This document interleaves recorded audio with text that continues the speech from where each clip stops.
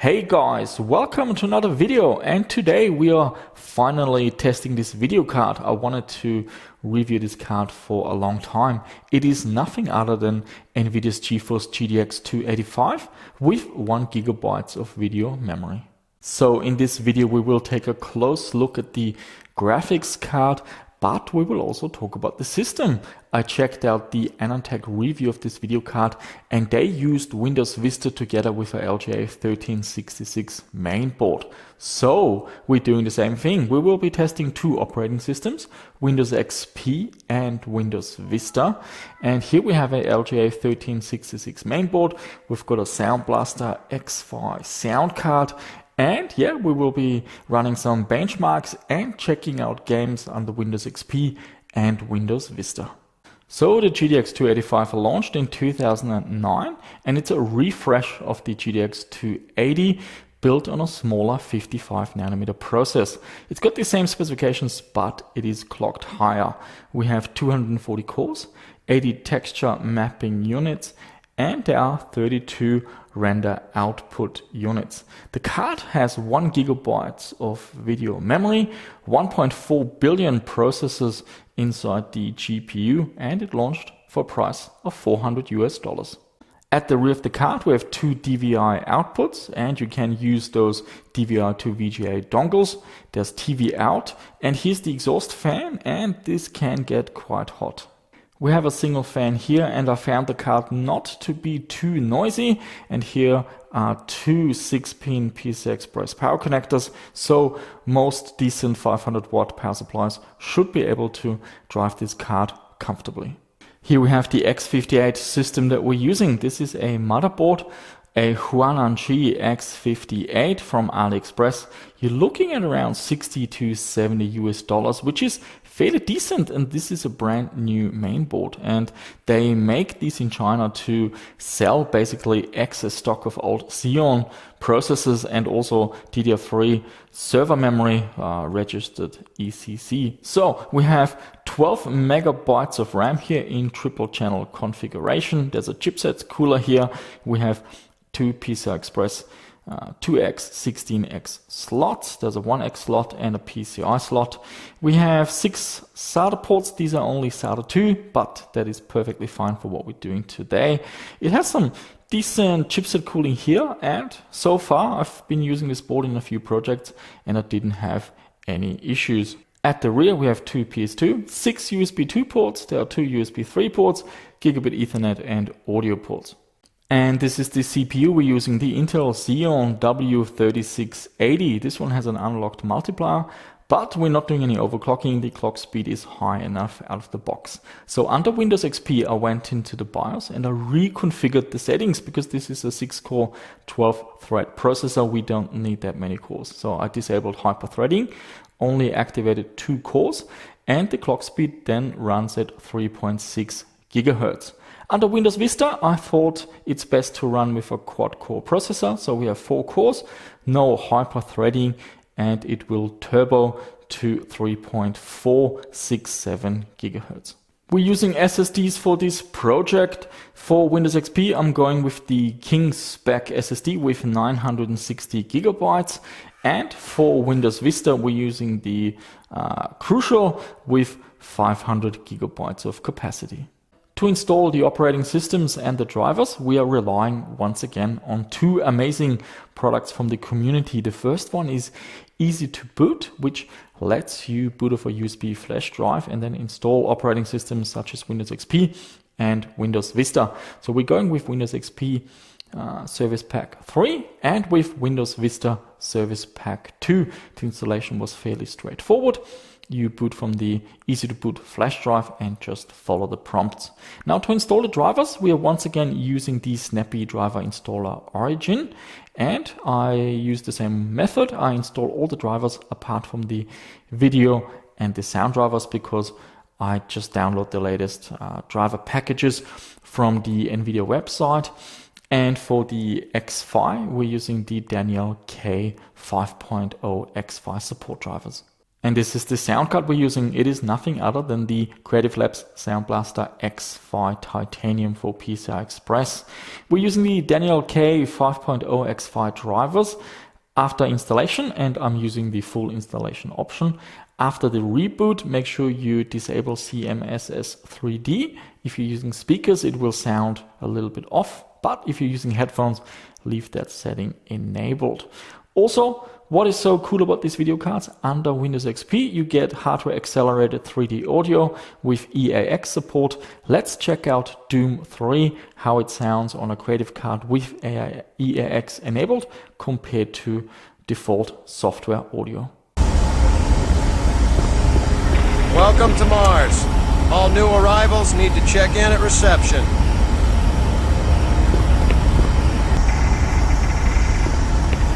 Welcome to Mars. All new arrivals need to check in at reception.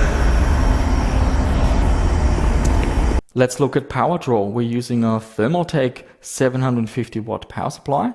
Sitting idle on the desktop, my power meter measured 99 watts at idle for the entire system. Running CPU set and giving 4 cores under Windows Vista a stress test, we saw 151 watts, and running some games, Crysis, the power meter measured 280 watts. And now we're going to talk about some benchmarks, then we will have a look at some games, but I also want to touch on resolution and which types of monitors I think go best with the games we're looking at today. So first, let's check out Windows XP. We've got 3D Mark 2001 SE, we're getting 65,667. In 03, we're getting 58,439. And in 05, we're getting 27,969. Under Windows Vista in 3D Mark 06, we're getting 19,944. And I also ran Vantage 12,860.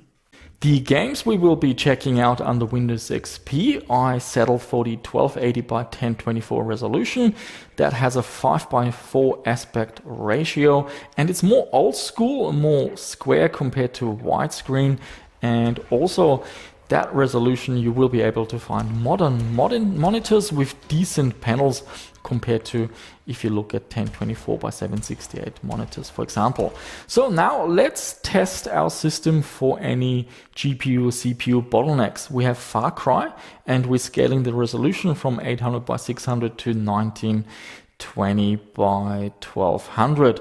And we can see, well, it is perfectly CPU limited at all the resolutions. We're getting around 222 to 224 FPS. In Doom 3, we can see a similar picture. Only at the 1920 by 1200 resolution, we're losing a few FPS, but not much. And here we have Fear. This game is interesting because it shows us the minimum, average and maximum frame rates. And we can see that the minimum frame rates go down to 88 FPS at 1920 by 1200, which is very good. And we do lose a little bit of average and maximum FPS, but Fear is perfectly playable on this platform. And this is with all the eye candy, including soft shadows, which is a very demanding setting. And now we're going to have a look at some games. So 1280 by 1024 is the resolution, and I maxed out all the settings. First, we have one of my favorite games, Far Cry. Ultra details, and only under Windows XP will you get the water reflections where you can see the mountains getting reflected onto the water. Silky smooth experience, and most of these games are got from GOG, DRM free, and yep, so it's very easy. I don't need to connect to the internet to download games. I just plug in a USB hard drive and install them. Here we have Fear, 1280 by 1024, also max details. Once again, runs well over 60 FPS. This is with the soft shadows, and you can pick up Fear also from GOG, all the expansion, and yep, a beautiful game. Also has terrific EAX sound, so if you have an X-Fi card from Creative Labs, you will really love it. Doom 3, this game has a FPS cap. The engine is capped at 60 FPS. Not an issue for smooth gameplay, but it doesn't give you that high refresh rate experience. And yep, this game unfortunately doesn't seem to be available online that easily. It's available on Steam, but you can't install Steam on Windows XP. However, there's a workaround. Just copy the game across and use the executable from the latest patch, I believe, which removes DRM, and then you can run it on your retro gaming PC. Also has EAX sound and sounds absolutely lovely. Half-Life 2, this is the Steam version. I don't know why, but Valve decided to make this DRM free, which to me makes no sense. You've got this huge platform and DRM is your thing, but one of your best games you give away DRM free. Very interesting. So that means you can just copy the folder onto a USB and then onto your retro gaming PC and off you go. Runs well over 100 FPS with all the video settings maxed out. I believe we're using 4x anti-aliasing, although I can't remember, but we are using 16x anisotropic filtering. And we have another game, Need for Speed Underground. This game unfortunately is not available as a digital copy, which is a shame, so you have to source it through other methods. I really wish that publishers and game companies look at the back catalog and make them available to purchase online, ideally on GOG. And finally, my favorite Splinter Cell game, it's Tom Clancy's Splinter Cell Chaos Theory, and yep, also runs silky smooth. A bit dark, so on a LCD monitor, on a CRT monitor, dark games are a little bit easier. They can display dark areas better. On a LCD monitor, you might have to increase the brightness a little bit. Also supports the EAX technology with the sound card and has a terrific sound stage. And we also have Halo, another game that's not available in digital format. I bought a retail CD, and that's how I'm using this game. This is just a LAN session without any other players. Silky smooth, so Halo will run perfectly smooth on this machine, and you can max out all the settings. Also has EAX sound support. And now we're checking out Windows Vista, because this video card can be used for Windows XP retro gaming, but it is DirectX 10 compatible. And in the year of 2009, many games had a DirectX 10 render option, which would give you better graphics. A good example is Crysis. On the left side, we've got Windows XP running with the DirectX 9 option, and on the right side, we've got Windows Vista with DirectX 10 and the very high detail option, and we can see the moonlight reflecting through the palm tree. Looks a lot nicer under Windows Vista. Unfortunately, the performance is a lot worse. With this video card, you're better off playing it under Windows XP with the high details graphics option. Race Driver Grid, another game available from GOG, but let's talk about the resolution. I decided to go with the 1680 by 1050 resolution. This is a 16 by 10 aspect ratio, and it's not as demanding as 1920 by 1200, and it was very popular back in the day. You got higher vertical space, so it was better for productivity, and it had enough sharpness to make all your games look really nice. Also, you could run the 1280 by 1024 resolution in a centered or pixel mapped setting, and you would lose very little vertical screen space. So Race Driver Grid, Ultra Details 4x MSAA, looks absolutely stunning. Pick it up from GOG.com, it's a fantastic game. Bioshock is next, also from GOG. They are releasing the remastered version, but you can also get the classic version, DRM free, and looks absolutely stunning. All the details are maxed out, and this is another game that has some DirectX 10 effects integrated. Here we have Mirror's Edge.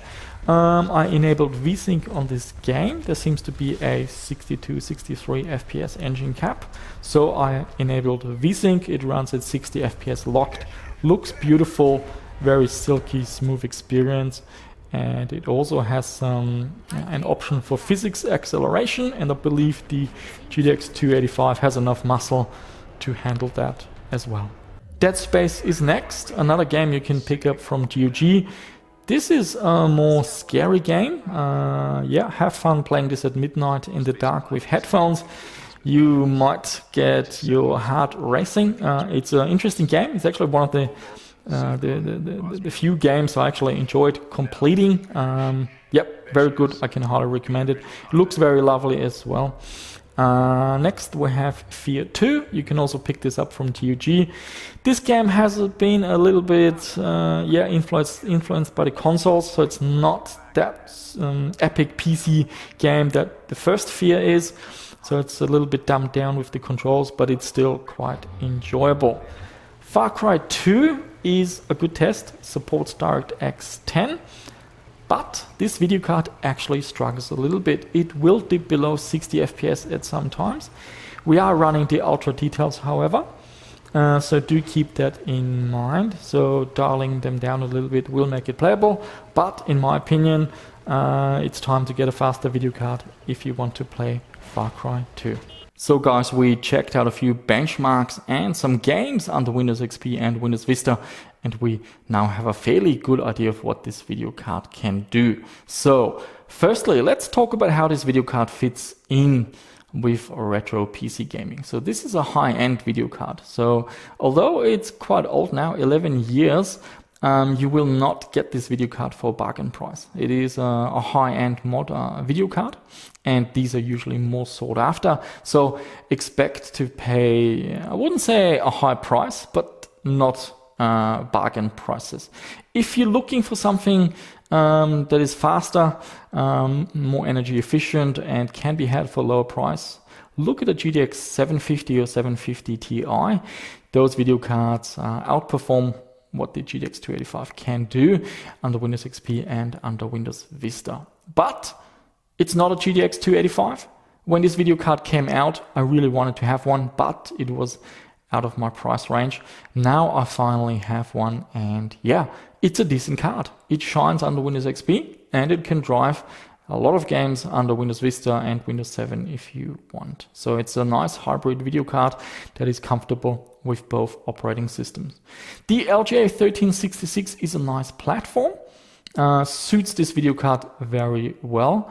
I might actually do a future video with Windows Vista, but maybe use Socket 2011 and have some fun with that. Now, using SSDs with Windows XP, not an issue. There are some concerns about wear and tear, but with modern SSDs, there shouldn't be an issue. Just and if you're really worried, just partition it a little bit less than the maximum capacity, and it should have enough empty cells to do garbage collection and repairing itself. And yep, the processor, you don't have to buy a 6 processor and then reconfigure it. There are 4-core CPUs available for the LGA 1366 platform.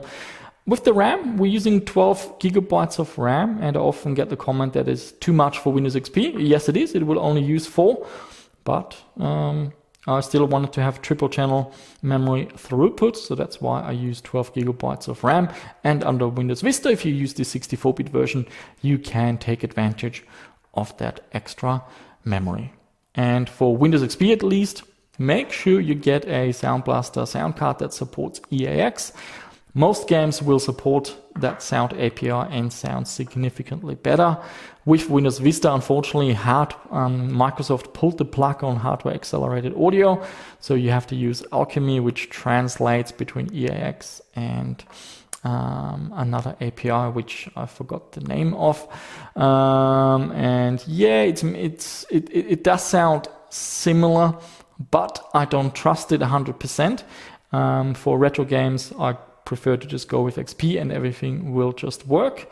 With the Alchemy, there's always some little doubt in the back of my mind that you don't get exactly the same experience, and that's what we do on this channel. Why build a modern PC and jump through so many hoops when you can just build a cheap retro gaming PC and everything works without any issues? So yeah, guys, finally I was able to look at the GTX 285, a really nice video card. A little bit more a collector's item than something I would recommend to for you to go rush out and buy. There are cheap cards available like a GTX 750 or 650 or something like that, or 560 for a low price, and also alternatives from Radeon. Although I must say the Radeon model number confuses me a little bit. It's really hard to pick which one is supported under XP, which one supports Vista, and where's the cutoff. Whereas with the Nvidia cards, it's quite easy. Up to the 960, it supports XP and Vista, and beyond that, it supports Windows 7. Although there's also the option, you can force the Windows 7 drivers under Vista, but I don't want to do that. I like native and fully supported configurations. And yeah, guys, that's it for this video.